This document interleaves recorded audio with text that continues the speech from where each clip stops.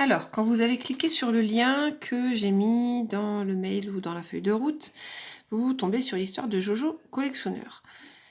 Vous pouvez le lire, votre enfant peut la lire, doit la lire. Et ce qui est bien, c'est que vous avez ici les mots, ce que nous on appelle les mots difficiles, qui sont expliqués. Il suffit de juste sans cliquer, de passer dessus. Et quand vous avez lu l'histoire, vous cliquez sur voir plus. Et là, par exemple, vous avez écouté.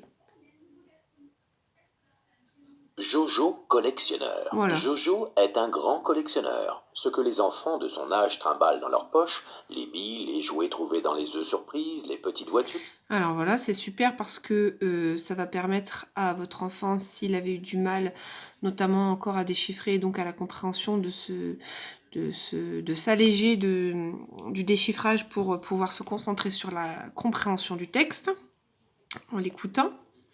Vous avez même regardé, donc là, vous avez carrément un illustrateur qui dessine l'histoire en même temps qu'elle est racontée. Jojo est un grand collectionneur. Ce que les enfants de son âge trimballent au fond de leur poche. Vous avez lire histoire Jojo collectionneur. avec une aide. Jojo est un grand collectionneur. Donc ça fait un peu... Jojo est un grand collectionneur. Ça fait un peu une version karaoké en fait. Alors là pour le coup c'est peut-être un petit peu rapide. Mais voilà, ça fait Ce que les une enfants aide. de son âge trimballent dans leur poche, les billes, les jouets trouvés dans les œufs surprises, les petites voitures. Voilà, donc ça peut toujours être intéressant. Ensuite, on a joué. Donc là, ce sont des petites questions de compréhension, un petit QCM. Qu'est-ce que Jojo ne collectionne pas? Donc, des sucres enveloppés, des mouchoirs en à papier, chaque fois, on vous lit la des timbres. proposition de réponse. Donc là, c'est des mouchoirs en papier. On fait valider.